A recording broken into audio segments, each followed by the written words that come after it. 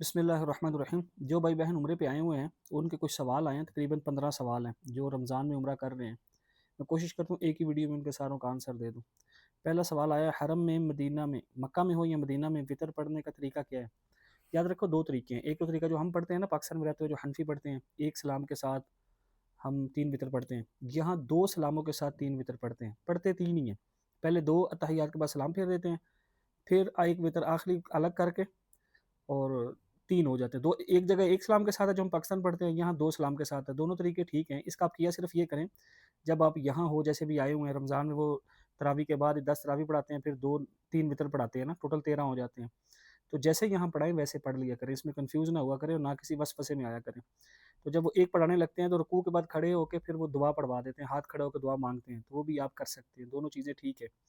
جب پاکستان واپس چلے جائیں تو پھر جو وہاں کا نصاب ہے ویسے کرے، اور اگر پھر بھی کوئی یہاں اس طرح 7 وطر نہیں پڑھ رہا ہے، الگ پڑھنا چاہ رہا ہے یا اس کے تہجد میں پڑھنا چاہ رہا ہے، تو اس کی مرضی ہے۔ باقی بہتر یہی ہے جب اجتماعی ایک عمل ہو رہا ہو تو اس میں شریک ہونا چاہیے، نہ کہ نہ کہ بعد میں اس کو الگ پڑھنا چاہیے۔ تو جماعت کے ساتھ ہی جیسے وطر پڑھائے جا رہے ہوں ویسے پڑھا کریں۔ سوال نمبر 2، مسافر اور مقیم کی نماز میں کیا فرق ہے؟ مسافر کی نماز کے صرف فرض کم ہوتے ہیں، فجر کے 2 ہی رہتے ہیں، 2 سنتے ہیں، 2 فرض۔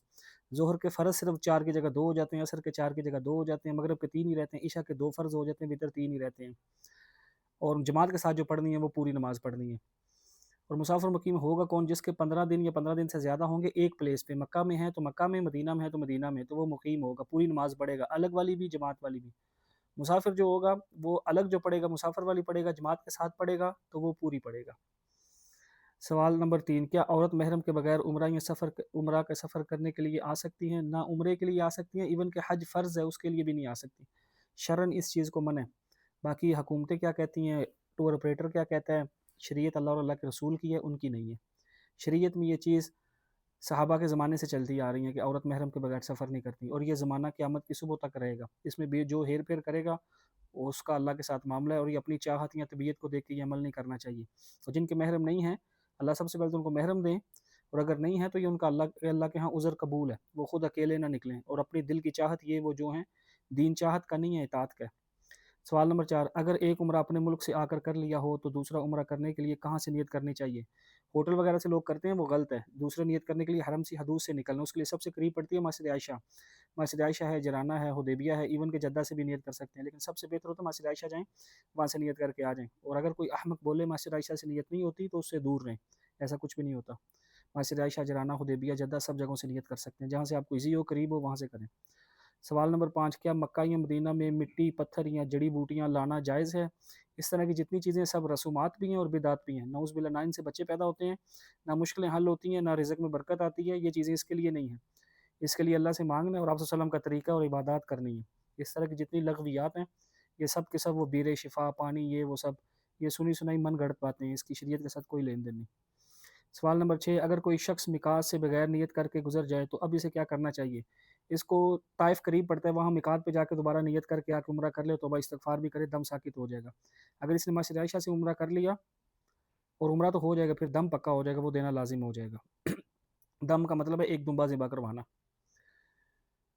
کیا عمرہ اور طواف زندہ اور فوت شدہ دونوں کی افراد کے لیے کیا؟ جی بالکل، دونوں کے لیے کیا جا سکتا ہے۔ ہاں، جو نقدرے لوگ ہوتے ہیں نا، مال بھی اللہ نے بہت دیا ہوا ہے اور بالکل تندرست بھی یہ وہ ہیں، اس کے لیے ان کے لیے نہیں کرنا چاہیے۔ باقی کوئی ضعیف ہے، بزرگ ہے، زندہ کے لیے بھی ہو جاتا ہے، مردہ کے لیے بھی۔ طواف بھی صحیح بھی، ایک عمرہ ایک کے لیے ہوتا ہے، ایک نام کا طواف بھی ایک نام کا ایک ہوتا ہے۔ ہاں، اگر ایک عمرہ یا ایک طواف زیادوں کے لیے کرنا ہو تو پھر اپنا عمرہ یا طواف کر کے بعد میں ان کو ہدیہ کریں، اس طریقے سے زیادہ ہو سکتے ہیں۔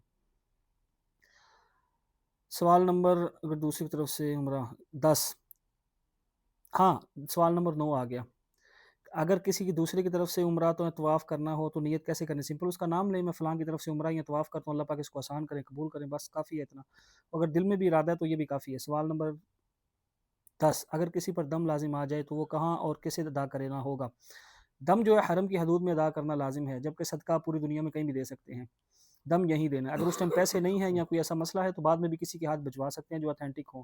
یہاں بینک ہوتے ہیں، کلاک ٹاور میں سامنے ہادی بینک، راجی بینک، یہ سارے ہیں، وہاں جا کے 720 ریال اس کا ریٹ ہے، وہاں جا کروا لیں۔ اگر کوئی منڈی جانا چاہے 50-100 سستا پڑ جاتا ہے، لیکن وہ خواری اور ٹائم ضائع ہوتا ہے۔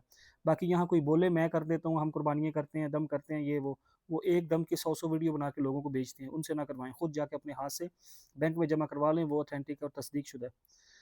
سوال نمبر 11، صدقہ عمرہ کے بعد سعودی عرب میں دینا ضروری ہے یا اپنے ملک؟ میں نے بتا دیا ہے، سعودیہ میں بھی دے سکتے ہیں، اپنے ملک بھی دے سکتے ہیں، ہاں دم یہاں دینا ہے۔ اور ویسے بھی جب بھی عمرہ کرو بعد میں 10-20 ریال صدقہ کیا اور کوئی کمی پیشی رہ جاتی ہے۔ سوال نمبر 12، جو لوگ عمرہ کے لیے سعودی عرب میں ہوں وہ صدقہ فطر کہاں ادا کریں؟ جہاں موجود ہیں وہیں ادا کریں، اگر یہاں ہیں تو یہیں کریں، یہاں کے حساب سے تقریباً 25-30 ریال دے دیا کریں، اور اگر پاکستان میں ہوتے تو پاکستان میں آپ نے ادا کرنا تھا، ابھی فی الحال آپ نے یہیں کرنا ہے۔